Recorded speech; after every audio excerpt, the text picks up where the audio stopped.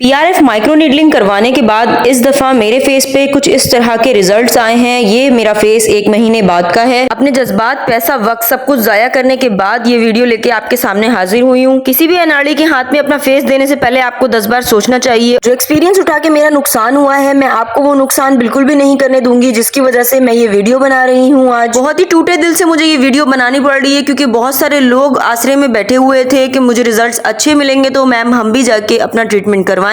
Treatment के हवाले से आपको उदास नहीं होना है। ट्रीटमेंट बहुत अच्छा है, बट किसी अनाड़ी के हाथ में अपना फेस बिल्कुल भी मत दीजिएगा। अस्सलाम वालेकुम, welcome back to my YouTube channel. मैं हूँ शेखा। तो कैसे हैं आप सब? उम्मीद है खैरियत से होंगे। नए तशरीफ लाए हैं मेरे चैनल के ऊपर तो जल्दी से चैनल को सब्सक्राइब कर दीजिए, क्योंकि बहुत सारी इन्फॉर्मेशनल बातें और बहुत सारी चीजें आपको सीखने को मिलेंगी। बिना किसी देर की वीडियो को स्टार्ट करते हैं।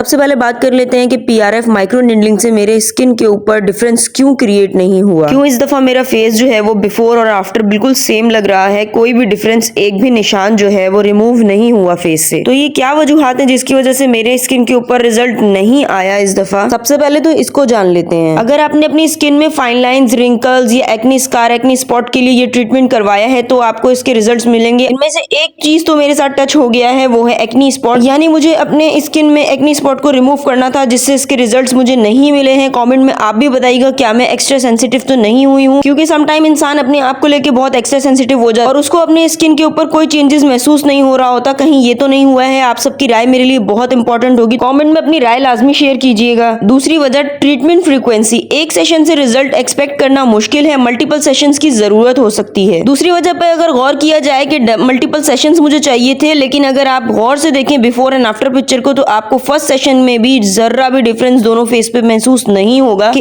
फर्स्ट सेशन में आपको कम से कम एटलीस्ट 50% रिजल्ट या 20% तक तो मिल ही जाना चाहिए, जो इस दफा मेरी स्किन को नहीं मिला है। तीसरी वजह है पीआरएफ क्वालिटी। पीआरएफ क्वालिटी और प्रिपरेशन का रोल इंपॉर्टेंट है। अगर पीआरएफ प्रॉपरली प्रिपेयर नहीं किया गया है तो स्किन में रिजल्ट्स के इफेक्ट कम हो सकते हैं। चौथी वजह यह है कि माइक्रो नीडलिंग टेक्निक और डेप्थ का रोल इंपॉर्टेंट है। अगर टेक्निक प्रॉपर नहीं की तो रिजल्ट्स अच्छे नहीं मिलेंगे आपको। इस दफा मैंने अपना ट्रीटमेंट जिनसे करवाया है, मैंने उनसे कभी अपना पहला ट्रीटमेंट नहीं लिया है। मैं पहले ही बहुत ज्यादा घबरा रही थी कि मुझे इनसे ट्रीटमेंट नहीं करवाना है, बट पहला जिससे ट्रीटमेंट मैंने अपना करवाया था उन्होंने मुझे सेटिस्फाइड किया आप करवा लें और रिजल्ट्स आपको अच्छे मिलेंगे। बट मुझे क्या रिजल्ट मिले ये सब बातें आप लोग देख ही रहे हैं स्क्रीन के ऊपर कि मुझे इसमें 0 रिजल्ट मिले हैं। डॉक्टर तो वो कहीं से लग ही नहीं रही थी, क्योंकि वो खुद ही इतनी ज्यादा कंफ्यूज मुझे लग रही थी जिसने मेरा ट्रीटमेंट किया है। उससे ही बड़ी एक अनाड़ी को उन्होंने अपने बराबर में खड़ा कर दिया था, जिसने मेरे ब्लड निकालते हुए मेरी नस को भी डैमेज कर दिया था, और उसकी तकलीफ भी मैंने कोई 1 महीने तक अपने हाथ की सही है। जिन्होंने मुझे सेटिस्फाइड किया था कि आप इनसे करवा लें, अब वो भी कोई मैसेज का रिप्लाई नहीं कर रही है, नहीं कोई कोऑपरेट कर रही है। सारा एग्जामिन करके मुझे ये पता चल गया कि 2 ही टेक्निक में इन्होंने गड़बड़ किया है, यानी कि पीआरएफ क्वालिटी इन्होंने अच्छी तरीके से मेंटेन नहीं करी और माइक्रो नीडलिंग टेक्निक को अच्छी तरीके से फॉलो नहीं किया, जिसकी वजह से मेरे स्किन पे कोई रिजल्ट नहीं आए और मेरे पैसे हो गए बर्बाद। यही नहीं, अभी कहानी पूरी कंप्लीट सुनिए कि जब मैं उसके बाद उनके बाद गई क्लिनिक विजिट के लिए कि आप मेरे फेस पे देखें कि मुझे रिजल्ट नहीं मिले हैं, तो उन्होंने मुझे एक क्रीम दी, बोला कि ये क्रीम आप अप्लाई करें अपनी स्किन के ऊपर और आप इस पे 10 दिन के अंदर अंदर बहुत अच्छे रिजल्ट्स देखेंगी। तो मैंने कहा एक काम करें कि मैंने तो पहले आपको इतने अच्छे पेमेंट पहले ही किया हुआ है, तो अगर आप इतने यकीन से कह सकती हैं कि आपकी क्रीम जो है वो 10 दिन में मेरी स्किन के सारे मसले हल कर देगी, तो आप जो है ना वो मुझसे 10 दिन बाद पेमेंट ले लीजिएगा इस क्रीम की। जबकि उस क्रीम की कीमत 700 रुपए थी। सिर्फ मैं उनका कॉन्फिडेंस चेक कर रही थी और मेरे पास पैसे की कोई कमी नहीं थी कि मैं उनके मुंह पे मार सकती थी 700 रुपए। जहां मैंने 7000 रुपए अपनी ट्रीटमेंट के लिए दिया है, वहां 700 रुपए कोई मैटर नहीं करता था मेरी स्किन के लिहाज से। बट यहाँ पे मैंने उनका कॉन्फिडेंस चेक किया कि उनको खुद को अपनी क्रीम के ऊपर इतना कॉन्फिडेंस नहीं है, तो मैं क्यों अपने पैसे बर्बाद करूंगी मजीद 700 रुपए। और ये थी मेरी कंप्लीट स्टोरी और मेरा एक्सपीरियंस कि जब भी आप अपनी स्किन की ट्रीटमेंट करवाएं तो बहुत ही अच्छे कोई क्लिनिक से करवाएं। ऐसे बेकार लोग आपके पैसे भी वेस्ट करेंगे और साथ में आपको कोई रिजल्ट भी नहीं मिलेगा और आपका टाइम भी वेस्ट होगा। जौहर टाउन में ये क्लिनिक है एस्टेल्जा क्लिनिक के नाम से, और जिसने मेरा ट्रीटमेंट किया था उसका नाम था हिबा। तो होशियार रहिएगा, अपना फेस बिल्कुल भी ऐसे लोगों के हाथ में आपको देने की जरूरत नहीं है जो बाद में आपको कोऑपरेट भी ना करें और आपके पैसे भी वेस्ट करें, आपका टाइम भी वेस्ट करें और आपको 0 रिजल्ट से नवाजें। मेरा काम रिव्यू का है, जब रिजल्ट्स अच्छे आते हैं तो अच्छा बोलूंगी, जब रिजल्ट नहीं आते हैं तो वो भी आपको बताऊंगी कि रिजल्ट्स मुझे नहीं आए। अब ये क्लिनिक तो मेरे दिल से उतर चुका है। नेक्स्ट मैं अपना ट्रीटमेंट कहां से करवाती हूँ, मेरे साथ जुड़े रहिएगा और अपनी फेस को बिल्कुल ठीक करके ही दम लूंगी। तो अपना बहुत ज्यादा ख्याल रखिएगा, मुझे दुआओं में लाजमी याद रखिएगा। Thanks for watching. अल्लाह हाफिज, बाय बाय।